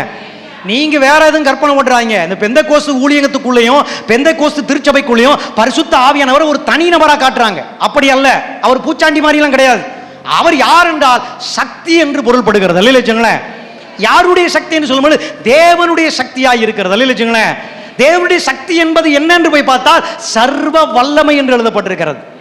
சொல்லுங்க, அவர் யார் என்று சொல்லும் பொழுது அவர் சர்வ வல்லமை உள்ள தேவன் என்று நாம் சொல்லுகிறோம். அப்படின்னா என்ன? அவர் தனக்குள்ளே இயேசுவையும் பரிசுத்த ஆவியானவரையும் வைத்திருக்கிறதுனால தான் அவருக்கு பேர் என்னது? சர்வ வல்லமை உள்ள தேவன். அல்லேலூயா. அல்லேலூயா. அப்ப அவர் பிறக்கும் போதும் பரிசுத்த ஆவியினாலே பிறந்தார். அவர் ஞானஸ்தானத்தின் போதிலும் பரிசுத்த ஆவியானவர் வந்து இறங்கினார். அவர் சோதிக்கப்படும் பொழுதும் ஆவியானவராலே சோதிக்கப்பட்டார். ஆவியானவராலே சோதனையை ஜெயித்தார். பின்பு சோதனை முடிந்து அவர் ஊழியத்துக்குள்ளே பயணிக்கும் பொழுது அங்கே ஆவியானவராலே அற்புதங்களை அதிசயங்களை செய்தார். அதன் பிற்பாடு அவர் எல்லா இடங்களிலும் போகிற இடங்களிலெல்லாம் போகும்போதெல்லாம் ஆவியானவர் தான் எங்க போகணும், எதை செய்யணும், எதை சொல்லணும் எல்லாவற்றையும் என்ன செஞ்சாரு? இயேசு கிறிஸ்து மூலமாக செய்திருக்கின்றார். அல்லேலூயா. இப்ப இயேசு கிறிஸ்துவும் ஓரிடத்தில் வந்து எல்லா சீசர்களையும் உருவாக்கி தனக்குள் ஒரு பேர் மகிழ்ச்சி, ஒரு பேர் ஆனந்தம் வந்த பிறகு அவர் சொல்லுகிறார், நான் போகிறேன், என்னை போல் இருக்கின்ற ஒரு நபரை உங்களுக்கு அனுப்புகிறேன் என்று வாக்கு பண்ணினார். அல்லேலூயா. அவர் வருவார், உங்களை சத்தியத்துக்குள்ளே நடத்துவார். அவர் வருவார், உங்களை தேற்றுவார். அவர் பாவத்தை குறித்தும் நீதியை குறித்தும் நியாய தீர்ப்பை குறித்து நினைச்சுவார், கண்டித்து உணர்த்துகிறவராய் இருப்பார் என்று சொல்லி இயேசுவானவர் தன் ஊழியத்தை, தனக்கு கொடுக்கப்பட்ட தேவ சித்தத்தை முடிப்பதற்கு முன்பதாக தான் உருவாக்கி வைத்திருந்த அந்த அப்போஸ்தலர் என்று சொல்லப்படுகிற சீசர்களுக்கு ஆவியானவரை குறித்த ஒரு வெளிப்பாடை விட்டு செல்கின்றார். அல்லேலூயா. சாகும்போது கூட கடைசியா என்ன சொன்னார்னு போய் படிச்சு பாருங்க. பிதாவே, என்னுடைய ஆவியை நான் உம்மிடத்தில் ஒப்புவிக்கிறேன் என்று சொன்னார். அல்லேலூயா. அப்ப நாம் புரிந்து கொள்ள வேண்டும், ஆதாம் முதல் இயேசு பிறப்பதற்கு முன்பு வரை பரிசுத்த ஆவியானவர் குறித்த சத்தியங்களை சொல்வதற்காகத்தான் பல உபதேசங்கள் தீர்க்கதரிசிகள் மூலமாக, ஞானதிஷ்டிக்காரர்கள் மூலமாக, சொப்பனக்காரர்கள் மூலமாக, தேவன் உண்டாக்கி வைத்திருந்த ஊழியர்கள் மூலமாக அதை என்ன செஞ்சிருக்கிறார், ஜனங்களுக்கு உபதேசமாக உபதேசித்துக் கொண்டே இருந்தார். ஏனால் பரிசுத்த ஆவியானவர் இல்லாம எதுவும் நடக்காது. பரிசுத்த ஆவியானவர் இருந்தா மாத்திரம்தான் எல்லா இடத்திலும் என்ன உண்டாகும், விடுதலை உண்டாகும். அதைத்தான் நீங்க வசனமா வாசிங்க. என்ன வாசிங்க? செருபாபேலுக்கு சொல்லுகிறது என்னவென்றால், பலத்தினாலும் அல்ல, பராக்கிரமத்தினாலும் அல்ல, தேவனுடைய, அதாவது என்னுடைய ஆவியினாலே ஆகும் என்று சேனைகளின் கர்த்தரே வந்து சொல்லி இருக்கின்றார். சொல்லுங்க. ஹல்லேலூயா சொல்லுங்களேன். ஹல்லேலூயா. இதுதான் முன்னுரை, ஆவியானவரை குறித்ததான முன்னுரை. ஹல்லேலூயா. இயேசுவானவர் பிறப்பு முதல் இறப்பு வரை ஆவியானவருடைய ரகசியம் தான் அங்கே இருக்கிறது. ஆவியானவர் என்றால் என்ன? வார்த்தைக்குள் இருக்கின்ற சக்தி. வேற எந்த பொருளும் கொடுத்துறாதீங்க. ஹல்லேலூயா. வேற எந்த பொருளை கொடுத்துட்டீங்கன்னா ஆராதனையில கிறுக்கு பிடிச்சு போய் அவன் அருள் வந்து ஆடுற மாதிரி. யாரு? வெளியில இருக்கிற இந்து நண்பர்கள் எப்படி அவருடைய கோயில்களிலே திருவிழாக்களிலே அருள் வந்து ஆடுகிறார்களோ அதை போலவே நீங்களும் ஆடுவீர்கள். இஸ்லாமியர்கள் தங்களுடைய கூட்டங்களிலே அருள் வந்து ஆடுகிறது போல நீங்களும் ஆடுவீர்கள். ஆனால் கிறிஸ்தவம் வித்தியாசமானது. பெந்தேகோஸ்தே ஊழியத்தை மூட நம்பிக்கைக்குள் வைத்திருக்கின்ற அசுத்த ஆவி விலகி போகட்டும் என்று நான் இயேசுவின் நாமத்தில் கட்டளை கொடுக்கின்றேன். அல்லேலூயா. தேவ சித்தத்தை செய்வதற்காகத்தான் பரிசுத்த ஆவியானவரை ஆண்டவர் கொடுத்திருக்கிறாரு. அசுத்த ஆவியினால ஆலயத்தில் மட்டும் ஆடி ஏமாத்திட்டு வெளியில போய் தேவ சித்தத்திற்கு விரோதமாக இருக்கிறத தேவன் ஒரு நாளும் விரும்பவே மாட்டார். சொல்லுங்க. ஆடுற ஆட்டமெல்லாம் அடங்கி போயிடணும். தேவனுடைய சித்தத்தை செய்வதற்கு உங்களுடைய கைகள் பலப்படட்டும் என்று கர்த்தருக்குள் நான் என்ன செய்றேன்? விசுவாசிக்கின்றேன். அல்லேலூயா. அல்லேலூயா. கைகளை திடப்படுத்துங்க. தள்ளாடுகிற முழங்கால்களை என்ன செய்யுங்க? உறுதிப்படுத்துங்க. இதோ அநீதிக்கு பழி வாங்குகிற தேவன் சீக்கிரமாய் வந்து கொண்டிருக்கிறார் என்று சொல்லப்பட்டிருக்கிறது. அல்லேலூயா. அப்படின்னா என்ன பாஸ்டர்? அவர் அளிக்கும் பலன் அவரோடு கூட வருகிறது. இதோ அவர் சீக்கிரமாய் வருகிறார் என்று சொல்லப்பட்டிருக்கிறது. திருடன் வருகிற விதமாய் வருகிறார். நினையாத நாளிகளிலே அவர் வருகிறார். அவர் வந்து என்ன செய்வார்னா, வயலிலே 2 பேர் என்ன செய்வாங்க? இருப்பாங்க. ஒரு நபர் எடுத்துக்கொள்ளப்படுவார், ஒரு நபர் கைவிடப்படுவான். 2 நபர்கள் இயந்திரம் அரைத்துக் கொண்டிருப்பார்கள். ஒரு நபர் எடுத்துக் கொள்ளப்படுவான், மற்றொருவன் கைவிடப்படுவான். கட்டிலே 2 பேர் படுத்துக் கொண்டிருப்பார்கள். ஒரு நபர் எடுத்துக் கொள்ளப்படுவான், ஒரு நபர் கைவிடப்படுவான் என்று எழுதப்பட்டிருக்கிறது. ஒரு ஆமீன் சொல்லுங்களேன். அப்படின்னா என்ன பாஸ்டர்? அப்படின்னா அப்ப நீ புரிஞ்சுக்கோங்க, அவர் அளிக்கும் பலன் அவரோடு வருகிறது. இதோ சீக்கிரமாய் அவர் வருகிறார். இந்த கைவிடப்படுகிறவர்கள் யார் என்று கேட்டால், தேவனுடைய சித்தத்தை செய்யாமல் இருக்கிறவர்கள். தேவனுடைய ஆவியினாலே தேவனுடைய சித்தத்தை செய்கிறவர்களே அவர் என்ன செய்வார்? வா என்று அழைத்துக் கொள்வார். ஆமீன் சொல்லுங்களேன். அல்லேலூயா சொல்லுங்களேன். அப்ப நாம எந்த பக்கம் நிக்கணும் அப்படிங்கறத நீங்க புரிஞ்சுக்கோங்க. நீங்க நிக்க வேண்டிய இடம் தெரியுமா? ஆவியான ஒரு பக்கம் தான் நீங்க நிக்க வேண்டும். அல்லேலூயா சொல்லுங்களேன். ஏசியாசுன்னு இனிமே கூவிட்டு அலையாதீங்க. பரிசுத்த ஆவியானவர் குறித்து நீங்க பேசுங்க. பரிசுத்த ஆவியானவர் தான் இயேசு கிறிஸ்துவையே போதிப்பார். அல்லேலூயா சொல்லுங்களேன். வேதம் சொல்லுகிறது, பரிசுத்த ஆவியினாலே அன்றி இயேசு கிறிஸ்துவை கர்த்தர் என்று சொல்லக்கூடாது என்று போட்டிருக்கிறது. அதனால பரிசுத்த ஆவியானவரை வச்சுக்கிட்டு தான் இயேசுவை கர்த்தர் என்று சுவிசேஷமாக அறிவிக்க வேண்டும். அல்லேலூயா. நீங்களும் சொல்லித்தான் பார்க்குறீங்க, உங்க பேச்சை யாரும் கேட்கல. அதுக்கு காரணம் என்ன தெரியுமா? பரிசுத்த ஆவியானுடைய அனுக்கிரகத்தை நீங்க இன்னும் நெருங்கி போகல. பரிசுத்த ஆவியானுடைய உதவி என்ன செய்யல, நீங்க நாடல. அதனாலதான் நீங்க ஏனோதானு இருக்கிறீங்க. தேவ சித்தத்தை குறித்து முன்பாக நீங்க எப்படி இருந்தீங்க? ஆதி அன்பிலே பூரணப்பட்டவர்களாக. ஆலயம் என்றால் சீக்கிரமா வந்துருவீங்க, ஜெப கூட்டம் என்றால் சீக்கிரமா வந்துருவீங்க, ஊழியம் என்றால் பைய போட்டுக்கிட்டு வேன் ஊழியத்துக்கு தொடர்ந்து செய்வீங்க, வருவீங்க, ஜெப கூட்டமா எல்லாரும் வந்துருவீங்க. இப்ப எங்கேயுமே அந்த காரியம் நடக்கலன்னா நீங்க புரிஞ்சுக்கோங்க, உங்களுக்குள்ள கொடுக்கப்பட்ட பரிசுத்த ஆவியானவரை நீங்க என்ன பண்ணிருக்கீங்க? ஓரம் தள்ளி வச்சிருக்கீங்க. என்ன பண்ணிருக்கீங்க? உங்களை விட்டு தூரமா எடுத்து வச்சிருக்கீங்க. ஆனா வசனம் சொல்லுது, உங்களுக்குள்ளதான் அவர் இருக்கிறார்னு சொல்லப்பட்டிருக்கிறது. அல்லேலூயா. அல்லேலூயா. அல்லேலூயா. ஆமா. அதனால ஆவியானவர் நமக்கு ரொம்ப முக்கியம். ஒரு குடும்பத்துல கணவர் இல்லையே என்று சொல்லி மனைவி புலம்புகிறார். தன் பிள்ளைகளை வைத்துக்கொண்டு என் கணவர் இல்லாம நான் எப்படி இந்த பிள்ளைகளை கரை சேர்க்க போகிறேன் என்று சொல்லி ஜப குறிப்பு நம்மகிட்ட கொடுக்குறாங்க. நான் சொல்லுகிறேன், ஆவியானவருடைய பலத்தை நாடுங்கள். உங்கள் கணவர் மூலமா என்னெல்லாம் பெனிஃபிட் உங்களுக்கு கிடைக்க வேண்டியிருக்கோ உங்கள் மூலமாகவே ஆவியானவர் கொடுக்கிற பலத்தினால உங்கள் பிள்ளைகளுக்கு செய்ய வேண்டிய கடமைகளை தேவன் உங்கள் மூலமாகவே செய்து முடிப்பார் என்று சொல்லி இருக்கிறேன். ஹல்லேலூயா. இன்னொரு நபர் வந்து சொல்றாரு, என் மனைவி இன்னொருத்தனோட ஓடி போயிட்டா, கள்ளத்தொடர் மூலமா போயிட்டா என் மனைவி இல்லாம என் பிள்ளைகளை வளர்க்க முடியல. நான் வேலைக்கு போவேனா, நான் சோறு வங்கி வைப்பனா, நான் வேலைக்கு போவேனா, என் பிள்ளைகளுக்கு செய்ய வேண்டிய பணிவிடைகளை செய்வேனா? அவருக்கும் சொன்னேன், என்ன சொன்னா, பரிசுத்த ஆவியானவருடைய துணையை நாடுங்கள். உங்களுடைய ஒவ்வொரு வார்த்தைக்கும் உங்கள் பிள்ளைகள் கீழ்ப்படியும். உங்கள் மனைவி மூலமாக குடும்பம் நடத்தப்பட வேண்டிய விஷயங்களை உங்கள் மூலமாகவும் உங்கள் பிள்ளைகள் மூலமாகவும் நடத்தப்படும். நீங்கள் ஒரு குறைவின்றி நல்லா நெஞ்ச நிமிர்த்தி தலை நிமிர்ந்து நீங்க வாழ்வீங்க. உங்களை விட்டுட்டு போன உங்க மனைவி உங்களை பார்த்து வருத்தப்படுவா. அந்த அளவுக்கு தேவன் உங்கள் கூட இருந்து நடத்துவார்னு சொல்லியிருக்கிறேன். ஹல்லேலூயா, ஹல்லேலூயா. எனக்கு அப்பாவும் இல்லை, எனக்கு அம்மாவும் இல்லை. எனக்கு அப்பா இருந்து பிரயோஜனமே இல்லை, எனக்கு அம்மா இருந்து பிரயோஜனம் இல்லை.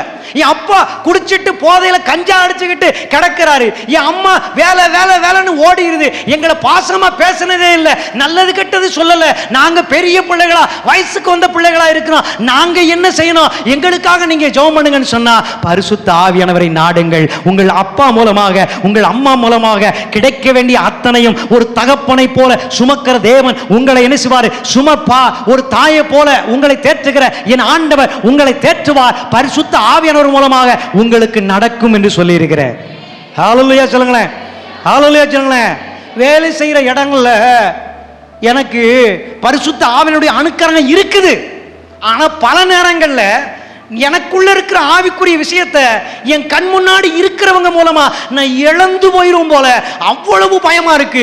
எவ்வளவு அசுத்தமான வார்த்தைகளை பேசுறாங்க, எவ்வளவு அசுத்தமான காரியங்களை அவங்க செய்யறாங்க, அது எனக்கே தெரியுது. சகிக்க முடியலையா? வேலையை விடவும் எனக்கு மனசு இல்லை, சம்பளம் இல்லை, நான் குடும்பம் நடத்த முடியாது. நான் என்ன செய்வேன்? ஒன்னு புதிய வேலைக்காக ஜெபம் பண்ணுங்க, இல்ல இருக்கிற வேலையில என் தலையை என் கர்த்தர் உயர்த்த வேண்டும், ஜெபம் பண்ணுங்கன்னு சொன்னாங்க. இல்லைங்களேன், நிச்சயமா உன் தலையை உன் விசுவாசத்தின்படி என்ன செய்வார்? உயர்த்துவார். அல்லேலூயா. உனக்கு எந்த குறைவும் அங்கே வராது. அவர்களை விட தேவனுக்கு பயந்து நடக்க வேண்டும் என்கிற உனக்கு உள்ளம் இருந்தபடினாலே, பரிசுத்த ஆவியானவருடைய துணை உனக்கு இருந்தபடினாலே உன்னை படிப்படியா கர்த்தர் உயர்த்திக்கிட்டே போவார். சம்பளத்தினால் உன்னை ஆசீர்வதிப்பார், பதவி உயர்வினால் உன்னை ஆசீர்வதிப்பார் என்று சொல்லி இருக்கிறார். அல்லேலூயா. ஏன் என்னை ஆண்டவர் ஆசீர்வதிக்கலையா? முதல்ல சிவகாசியில வேலைக்கு போகும்போது சம்பளமே கொடுக்கல. அங்க இருக்கிற சபையர் பிரிண்டிங் பிரஸ்ங்கிற வால் போஸ்ட் அடிக்கிற கம்பெனியில் வேலைக்கு போகும்போது சிவகாசி சேர்மன் ஞானசேகரன் ஐயா அவர் முன்னாடி போய் நிற்கும் போது, உனக்கு சம்பளம்லாம் தர முடியாது, உன் உடம்பை பார்த்தா ஒரு வேலை கூட நீ லாய்க்கு இல்லை, நீ சும்மா வேணா ட்ரைனிங் எடுத்துக்கோ அப்படின்னு சொன்னாங்க. ஆனால் நான் என்னுடைய வாழ்க்கை இப்ப திரும்பி பார்க்கும்போது ஒவ்வொரு இடத்திலும் பரிசுத்த ஆவியானவர் என்னை பார்த்து பார்த்து உருவாக்கி வந்திருக்கின்றார். அல்லேலூயா. அங்க எனக்கு சம்பளமே கொடுக்கல. அடுத்து ஸ்ரீனிவாஸ் ஃபைனான்ஸ் என்கிற சிவகாசியில் இருக்கிற ஆசியாலே நம்பர் 1 பேப்பர் கூட உள்ள கம்பெனியில 2000 ரூபாய் சம்பளம் கொடுத்தேன். எவ்வளவு கொடுத்தாங்க? சம்பளமே இல்லாம இருந்துச்சு. அடுத்து சம்பளம் எவ்வளவு வந்துருச்சு? 2000 ரூபாய் வந்து விட்டது. அல்லேலூயா. அடுத்து 6 மாசம் அங்க வேலை செஞ்சுட்டு இன்னொரு இடத்துக்கு போகும்போது 3300 ரூபாய் சம்பளம் உயர்வு வந்தது. அந்த 3300 ரூபாயில இருந்துகிட்டு மும்பைக்கு போகும்போது 8900 கர்த்தர் மாத்தி கொடுத்தார். அல்லேலூயா. அந்த 8900 படிப்படியாக 10500, 13500, 18500, 23500 வரை கர்த்தர் என்ன செஞ்சாரு? உயர்த்தி கொடுத்தார். அல்லேலூயா. அப்ப எல்லா இடங்களிலும் நாம் பரிசுத்த ஆவியானுடைய துணையை நாம் அணுகும் பொழுது நம்ம கூட இருந்து நம்ம முன்னேற விடாம கெடுக்கிற அவர்கள் மத்தியிலே கர்த்தர் நம் தலையை உயர்த்தி வைப்பார். ஹல்லேலூயா. ஹல்லேலூயா.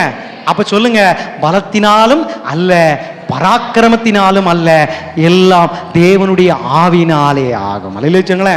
அப்ப பரிசுத்த ஆவியானவர் என்ன செய்வார்னா, பைபிளை கையில கொடுப்பார். என்ன கொடுப்பார்? பைபிளை கையில் கொடுப்பார். இந்த பைபிளை காலையிலையும் மாலையிலையும் ரொம்ப இஷ்டப்பட்டு என்ன செய்வேன்? நான் என்ன செய்வேன்? வாசிப்பேன். நான் என்ன செய்வேன்? இஷ்டப்பட்டு தியானம் பண்ணுவேன். நான் என்ன தியானம் பண்ணணும் அதை நினைச்சுவேன், ஜெபம் பண்ணுவேன். நான் ஜெபம் பண்ணும் பொழுது ஆவியானவர் நான் என்ன செய்ய வேண்டும் என்பதை சொல்லுவார், அதோடு கூட செய்வதற்கு உதவி செய்வார். அல்லேலூயா. ஆவியானவர் நம்முடைய பலவீனங்களிலே நமக்கு உதவி செய்கிறவராய் இருக்கிறார். எப்படி இருக்காரு?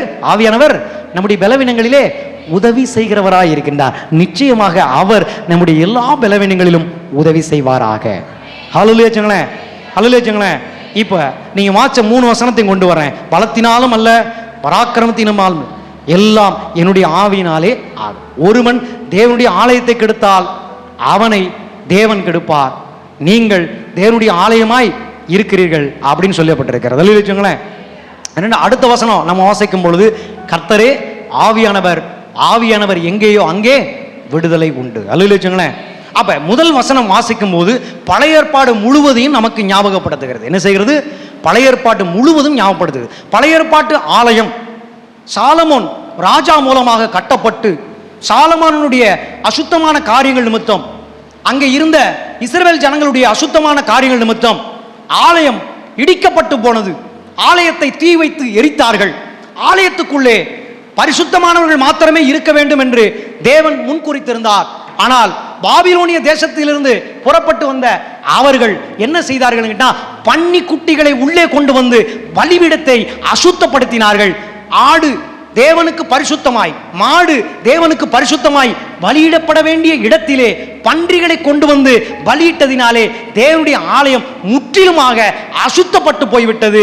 தேவன் பார்த்து கொண்டே இருக்கிறார். எப்படி ஆகிலும் இந்த ஜனங்கள் மூலமாகவே ஆலயத்தை மீண்டும் கட்டி எழுப்ப வேண்டும் என்று நினைக்கும் போது சொல்லப்பட்ட வசனம் தான், பலத்தினாலும் அல்ல பராக்கிரமத்தினாலும் அல்ல, எல்லாம் என்னுடைய ஆவினாலே ஆகும் என்று சொன்னார். இல்லைங்களேன்?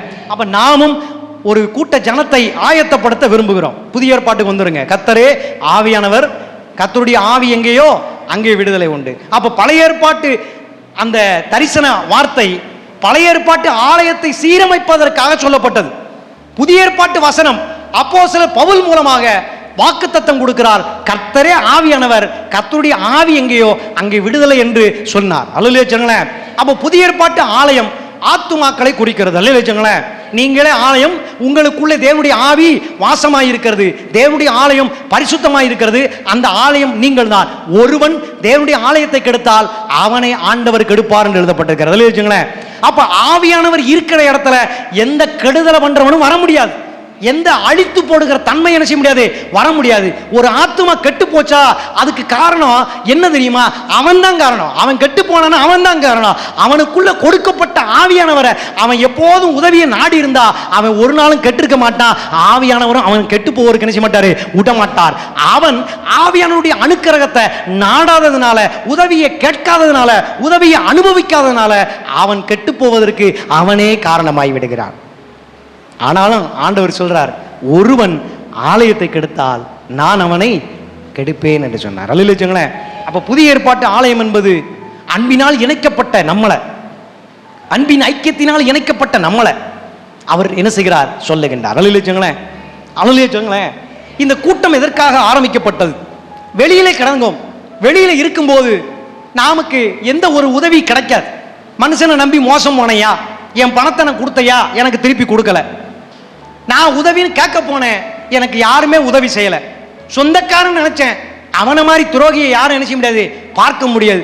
அந்த மாதிரி நான் நம்பின எல்லாருமே என்னை கைவிட்டாங்க, இயேசுவை தேடி வந்தேன் அப்படின்னு நாம எல்லாருமே சொன்னா இங்க என்ன நடக்கணும் அப்படின்னு கேட்டீங்கன்னா, நமக்குள்ளே இருக்கிற குறைவுகளிலே நாம் எல்லாரும் ஒவ்வொருத்தரும் நினைச்சிடும் மாற்றி மாற்றி உதவி செய்ய வேண்டும். அல்லேலூயா. அப்படிப்பட்ட அன்பின் குடும்பமாகத்தான் நம்முடைய சபையை கர்த்தர் உருவாக்கி வைத்திருக்கிறார். அல்லேலூயா. ஒருவர் குற்றங்களை ஒருவர் சொல்லி குறை சொல்வதற்காக ஆண்டவர் ஆலயத்தை உண்டாக்கல, ஒருவர் குற்றங்களை ஒருவர் மன்னிப்பதற்காக தேவன் ஆலயத்தை உண்டாக்கி வைத்திருக்கின்றார். அல்லேலூயா. ஒருவர் பாரத்தை ஒருவர் சுமப்பதற்காகத்தான் தேவன் ஆலயத்தை உண்டாக்கி வைத்திருக்கின்றார். அல்லேலூயா. இப்படியாக அன்பின் ஐக்கியமாக காணப்பட வேண்டும் என்பதற்காகத்தான் பரிசுத்த ஆவியானவர் நமக்குள்ளே கொடுக்கப்பட்டிருக்கின்றார். அல்லேலூயா. இப்ப சொல்லுங்க, கர்த்தருடைய ஆவி எங்கேயோ அங்கே சொல்லுங்க. அல்லேலூயா. எதுல இருந்து விடுதலை உண்டு? புதிய தரிசனத்தின்படி உங்க கடன் பாரத்திலிருந்து விடுதலை வராது, உங்க கஷ்டத்திலிருந்து விடுதலை வராது. சபை எப்படி இருக்க வேண்டுமோ அப்படி இல்லாமல் இருந்தால் அப்படிப்பட்ட காரியத்திலிருந்து கர்த்தர் விடுதலையை கொடுப்பார். அல்லேலூயா. ஆமா, எப்படி கடன் மாறும்? சபையில எல்லாருமே வசதி படைத்தவர்களா இருந்துட்டு ஒரு ஏழை அங்க கடனோட இருக்கும்போது வசதி படைத்தவங்க எல்லாரும் சும்மா பார்த்துக்கிட்டே இருக்கிறதுக்கு பேரு ஆவியானவர் நடத்துதல் கிடையாது. அந்த ஏழைக்கு எல்லாரும் ஒரு 50 ரூபா கொடுக்கும்போது ஒரு பெரிய பணம் உண்டாகிரும். அதன் மூலமாக அவர்கள் தேவைகள் சந்திக்கப்படும். அல்லேலூயா. நேற்று ராத்திரி மம்சாவரம் கூட்டத்தில் சொன்னேன், மம்சாவரத்தில் 1.5 லட்சம் மக்கள் இருக்கிறாங்க. நீங்க ஒரு உதாரணமா யோசிச்சு பாருங்க, ஒரு 1 லட்சம் மக்கள் இருக்கிறாங்க. 1 லட்சம் மக்களும் ஊர்ல எத்தனையோ பாவப்பட்டவர்கள், ஏழைகள், முதியவர்கள், விதவைகள், அனாதைகளாக இருப்பாங்க. தனித்தனியா அழுதுகிட்டு புலம்பிக்கிட்டு இருப்பாங்க. இப்ப சொல்லுங்க, ஊர்ல இருக்கிற ஒரு தலைவன் அவன் நல்லவனாக நல்ல புத்திசாலியாக இருந்தா எல்லார்கிட்ட இருந்து மாசத்துக்கு ஒரு முறை 50 ரூபாயா வாங்கினா 1 லட்சம் பேருக்கு எவ்வளவு பணம் ஆச்சு சொல்லுங்க? 50 லட்ச ரூபா ஆச்சு. அல்லேலூயா.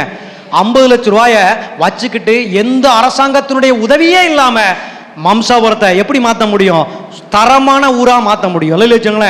அல்ல அவங்க செய்ய மாட்டாங்க. ஏன்னா அப்படிப்பட்ட ஞானம் அவர்கள் புத்திக்கு வரவே வராது. ஆனால் திருச்சபை நினைத்தால் செய்ய முடியும். அல்ல இந்த திருச்சபையில் 100 பேர் இருக்கிறோம். 100 பேரும் நம்மளால் முடிந்த சிறிய சிறிய உதவிகளை நமக்குள்ளே சேகரித்து ஒருவர் கஷ்டப்படுறாங்கன்னு சொல்லும் பொழுது அவங்க கஷ்டத்தில் கொண்டு போய் நாம கொடுக்கும் பொழுது அங்கே அவர்களுடைய விடுதலை, ஏழ்மை, கடன் பாரங்கள் முற்றிலுமாய் மாறிவிடும். அல்ல ஹாஸ்பிட்டலுக்கு போனையா, வியாதி வந்துருச்சு, என்ன செய்ய? என்கிட்ட பணம் இல்லை, நான் என்ன செய்வேன்? வெறுமனே ஜோம் பண்ணுங்க பிரதர், ஜோம் பண்ணுங்க சிஸ்டர்னு சொல்லி சொல்லி அழிச்சு போச்சு, எனக்கு விடுதலை வரல, என் நோயிலிருந்து சுகமாகலை அப்படின்னு நாம சொன்னோம். அப்படின்னா உண்மையிலே அங்கே விடுதலை இல்லை, அங்கே ஆவியானவர் இல்லை. என்ன நடந்திருக்குன்னா நம்முடைய வியாதிகளிலே நாம எல்லாரும் ஜோம் பண்ணணும், உண்மைதான். அதே போல உதவியும் செய்யப்பட வேண்டும். அல்ல சில வியாதிகள் மருத்துவர்களால் குணப்படுத்த முடியும். சில வியாதிகள் காலம் கடந்து விட்ட பிற்பாடு என்ன செய்ய முடியும்? சுகப்படுத்த முடியாது. எல்லா மருத்துவர்களும் ஒரு கட்ட நிலைமைக்கு அடுத்து என்ன சொல்லுவாங்கன்னா, இனிமே நீங்க கும்பிடுற சாமியை கும்பிடுங்க, கடவுள் தான் உங்களை என்ன செய்யணும், காப்பாத்துன்னு சொல்லுவாங்க. அல்ல அப்ப நாம் செய்ய வேண்டியதை நாம் செய்ய வேண்டும், தேவன் செய்ய வேண்டியதை தேவன் செய்வார். அல்ல மனிதனால் கூடாதவைகள் தேவனால் கூடும். அல்ல அப்ப மனுஷனா இருக்கிற நாம இங்கே சபையில வரும் பொழுது விசுவாசிகளா மாறிடும். தேவனுடைய ஆவியினுடைய வல்லமையை நமக்குள்ளே வைத்திருக்கலாம் மாறிடும். நம்ம ஆவியினுடைய பலத்தினாலே நாம் செய்ய வேண்டியதெல்லாம் செஞ்சு பார்ப்போம். தோல்வி அடையும் போது தேவனே வந்து நமக்கு உதவி செய்வார். அல்ல இப்ப சொல்லுங்க, ஆற்றல் அல்ல, சக்தி அல்ல, ஆவியினால் ஆகும். என் ஆற்றல் அல்ல, என் சக்தி அல்ல, ஆவியினால் ஆகும். சோர்ந்திடாமல் நன்மை செய்வோம், துணையாளர் முன் செல்கின்றார். சோர்ந்திடாமல் நன்மை செய்வோம், துணையாளர் முன் செல்கின்றார். ஒரு அல்லேலூயா.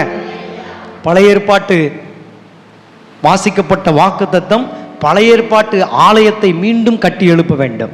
பாவம் செய்தார்கள், சிறைபிடிக்கப்பட்டு போய்விட்டார்கள், ஆலயம் தீக்கரையாக்கப்பட்டது, அசுத்தப்படுத்தப்பட்டது, ஆண்டவருடைய மகத்தான ஊழியம் தடையாய் போனது. அதற்காக அவர் வாக்கு பண்ணுகிறார், என்னுடைய ஆவியினாலே நீ செய்ய போகிற வேலை என்ன செய்யும், நிறைவு பெறும் என்று சொல்லுகின்றார். அல்லேலூயா. புதிய ஏற்பாட்டிலே பவுல் அப்போஸ்தலர் ஆவியானுடைய அனுக்கிரகத்தை வச்சிருக்கிறதுனால அவர் ஆவியினுடைய அனுக்கிரகத்தை நமக்கு எடுத்து சொல்லுகிறார். கர்த்தரே ஆவியானவர், கர்த்தருடைய ஆவி எங்கேயோ அங்கே விடுதலை உண்டு என்று சொல்லுகின்றார். அல்லேலூயா. நாம தேவ சித்தத்தை செய்வதற்காக இந்த உலகத்துல நமக்கு ரட்சிப்பை என்ன செஞ்சிருக்கிறார், ஆண்டவர் கொடுத்திருக்கின்றார். உலக வாழ்க்கையிலிருந்து, பாவ வாழ்க்கையிலிருந்து, சுயநலமா மாம்ச காரியங்களை ஈடுபட்டு கொண்டிருந்த நம்மை ஆண்டுடைய ஆவிக்குரிய பிள்ளைகளாக மாற்றி இருக்கின்றார். அவருடைய ஆவி நமக்குள்ளே கொடுத்திருக்கின்றார். நாம அவருக்கு ஆலயமாக இருக்கின்றோம். அல்லேலூயா. அப்ப ஆவியானவர் எங்கேயோ அங்கே விடுதலை உண்டு என்று சொன்னால் ஆவியானவர் இங்கே தான் இருந்து கொண்டிருக்கிறார். அல்லேலூயா. ஆவியானவர் எங்க இருக்கிறார்? ஆவியானவர் இங்கே இருக்கிறார். இங்கே இருக்கிறதுனால இனி நான் தொட்டதெல்லாம் வாய்க்க போகுது. அல்லேலூயா. நான் செய்யறதெல்லாம் வாய்க்க போகுது. அல்லேலூயா. ஹல்லேலூயா. ஹல்லேலூயா. என் ஜெபம் எல்லாம் வீணாக போகாது, என் விசுவாசம் என்றுமே தோற்காது. என் ஜெபம் எல்லாம் வீணாக போகாது, என் விசுவாசம் என்றுமே தோற்காது.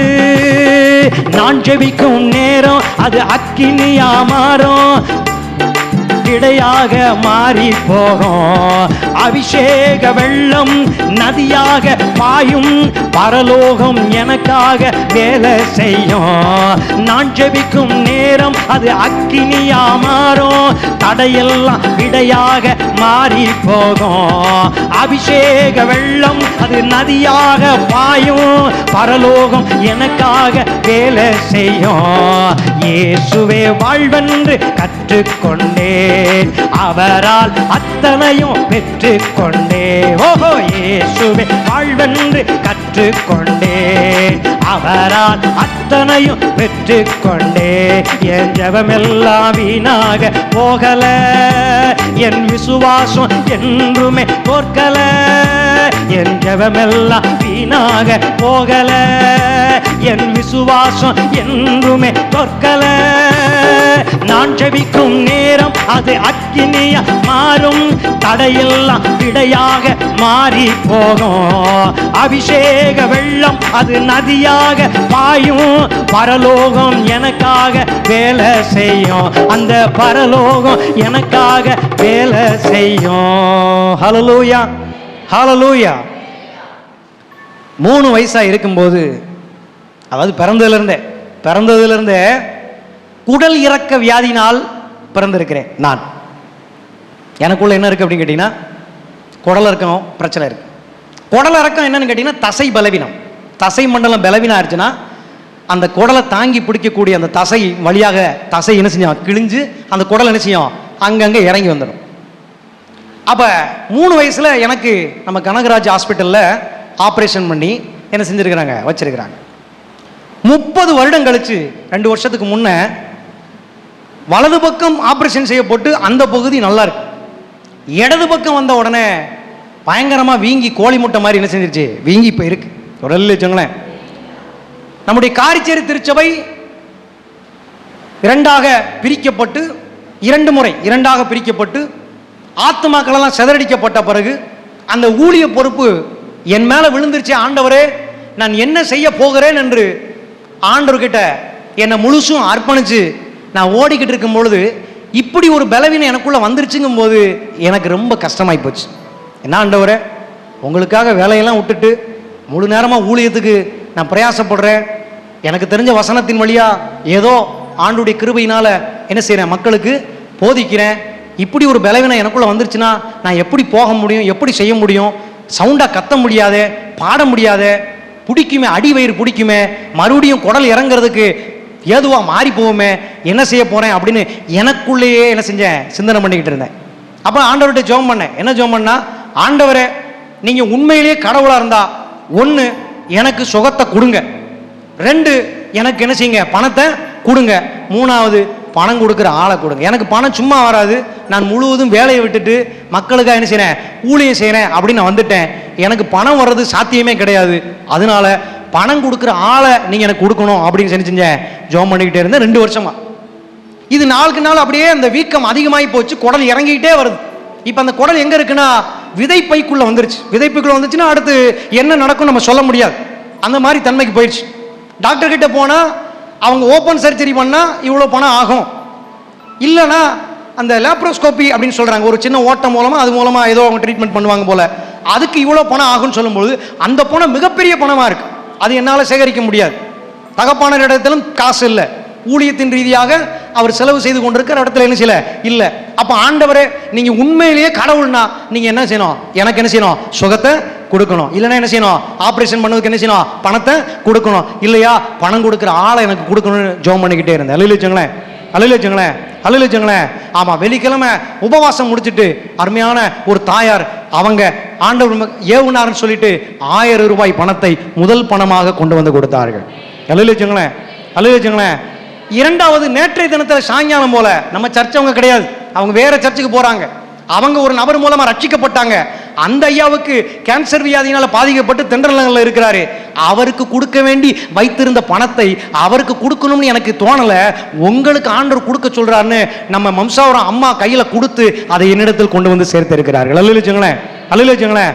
அப்ப ஒரு வாரமா ஊழியம் இல்லை. திங்கக்கிழமையில இருந்து வியாழக்கிழமை வரைக்கும் ஊழியம் இல்லை. வெள்ளிக்கிழமை ஊழியத்துக்கு போகணும்னு நினைச்சா அவங்க ஊர்ல இல்ல, போகவே முடியல. அப்ப ஆண்டவரே, ஒரு வாரமா எனக்கு ஊழியம் இல்லை, பெட்ரோலுக்கு கூட காசு இல்லை, நான் என்ன செய்ய போறேன்னு இருக்கும்போதுதான் ஒரு தாயார் 1000 ரூபாய் பணத்தை கொண்டு வந்து கொடுத்தார்கள். 2வது தாயார் 5000 ரூபாய் கொண்டு வந்து கொடுத்தார்கள். அல்லேலூயாங்களேன். அது காரணம் தெரியுமா, ஒரு வாரமா நான் யோசிச்சுக்கிட்டு இருந்தேன், ஆண்டவரே இப்படி ஒரு பலவீனம் எனக்கு வந்துருச்சு. ஆப்ரேஷன் பண்ணிட்டா எப்படி 3 மாசத்துக்கு மேலே வண்டி ஓட்ட முடியாது, கத்த முடியாது, நான் பாடுற மாதிரி பாட முடியாது, என்ன செய்ய போறேன் அப்படின்னு எனக்குள்ள வருத்தம் உண்டாயிடுச்சு. அந்த வருத்தத்தை எனக்குள்ள அதிகமாகும் போது வாய் தானா ஒரு பாட்டை பாட ஆரம்பிச்சிச்சு. என்ன பாட்டு தெரியுமா, அல்லேலூயா அல்லேலூயா அல்லேலூயா அல்லேலூயா அல்லேலூயா அல்லேலூயா அல்லேலூயா அல்லேலூயா அல்லேலூயா அல்லேலூயா அல்லேலூயா அல்லேலூயா. ஒரு அல்லேலூயா. அப்படி சொல்லும்போது எனக்கு என்ன உண்டாது தெரியுமா, தோல்வியன இல்லையே, நான் தோற்று போவதில்லையே.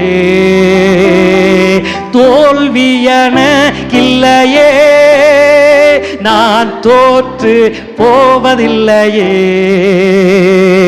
சதிகளை முறியடிப்பேன், அந்த சாத்தானை ஜெயித்திடுவேன். சதிகளை முறியடிப்பேன், அந்த சாத்தானை ஜெயித்திடுவேன். அல்லேலூயா. இந்த பாட்டு வாயில அப்படியே முணுமுணுன்னு வரும் பொழுது அது ஒரு சத்தியத்தை எனக்கு சொல்லுது, அவர் உன்னோடு தான் இருக்கிறார் என்று சொல்லப்பட்டிருக்கிறது. அல்லேலூயா. ஆண்டவர் நான் உன் கூட தான் இருக்கிறேன். நீ ஏன் வருத்தத்தை பட்டுக்கிட்டு இருக்கிற, நீ ஏன் வேதனையில இருந்துகிட்டு இருக்கிற, நீ ஏன் உன் பலவீனத்தை பார்த்துக்கிட்டு இருக்கிற, உனக்குள்ள கொடுக்கப்பட்ட ஆவியானவர் என்ன பண்றாரு தெரியுமா? அல்லேலூயா அல்லேலூயா அல்லேலூயா அல்லேலூயா அல்லேலூயா அல்லேலூயா அல்லேலூயா அல்லேலூயா அல்லேலூயா அல்லேலூயா அல்லேலூயா அல்லேலூயா. ஆவியானவர் என் வாய்க்குள்ள இந்த பாட்டை வைக்கும் பொழுது ஒரு சத்தியம் வெளியே வருகிறது. பல நேரங்கள்ல நீ உன் கஷ்டத்தை பார்த்துட்டு, உன் துன்பத்தை பார்த்துக்கிட்டு, உன் சோதனையை பார்த்துக்கிட்டு ஆண்டவர் இல்லைங்கிற மாதிரி ஆண்டவரை நீ ஓரம் கட்டிடுற. ஆண்டவராகிய நான் உன் கூட தான் இருக்கிறேன், உன்னை நடத்துவேன், உன்னை கைவிட மாட்டேன், காரணம் நான் உன்னை அழைத்திருக்கிறேன் என்று ஆண்டவர் என்னோடனே பேசினார். கரங்களை தட்டுவோமா? ஹல்லேலூயா ஹல்லேலூயா. என்னோடு இருக்கிறவரே என்று சொல்லுங்க, என்னை அழைத்தவரே என்று சொல்லுங்க, என்னை நடத்துகிறவர் என்று சொல்லுங்க, எனக்கு உதவியாய் இருக்கிறவரே என்று சொல்லுங்க. சகல சதித்திட்டங்களும் முறியடிக்கப்படும். சாத்தானை நீங்கள் ஜெயித்து எழும்புவீர்கள். அல்லேலூயா சொல்லுங்க. எழும்பி நிற்போமா? அல்லேலூயா அல்லேலூயா அல்லேலூயா அல்லேலூயா அல்லேலூயா அல்லேலூயா அல்லேலூயா அல்லேலூயா அல்லேலூயா அல்லேலூயா அல்லேலூயா அல்லேலூயா. பல நேரங்கள்ல நம்முடைய பலவீனம், மரணம் வந்து விடுமோ, சாவு வந்துடுமோன்னு கூட தோணும். நம்மளால முடியாதோ, இவ்வளவுதான் அப்படின்னு தோணும். ஆனால் ஆவியானவர் வருகிறார். ஆவியானவர் ஆண்டவர் சொன்னதை நினைப்பூட்டுகிறார். உன் பலத்தினாலும் அல்ல, உன் பராக்கிரமத்தினாலும் அல்ல, என்னுடைய ஆவினாலே ஆகும் என்று இன்று இம்மாதத்தினுடைய 2வது பரிசுத்த காலை ஆராதனைக்கு வந்திருக்கின்ற உங்களுடனே ஆண்டவர் பேசுகின்றார். உன் மனதின் அடிப்படையில், உன் திறமையின் அடிப்படையில், உனக்கு இருக்கிற ஞானத்துல புத்தியில நீ எதையெல்லாம் உன்னால செய்ய முடியும்னு நினைச்சுக்கிட்டு இருக்கிறியோ அதை விட ஆண்டவர் செய்ய போகிற காரியம் பெரிதாய் இருக்க போகிறது. கரங்களை தட்டி கர்த்தரை மகிமைப்படுத்தும், கர்த்தரை மகிமைப்படுத்தும்.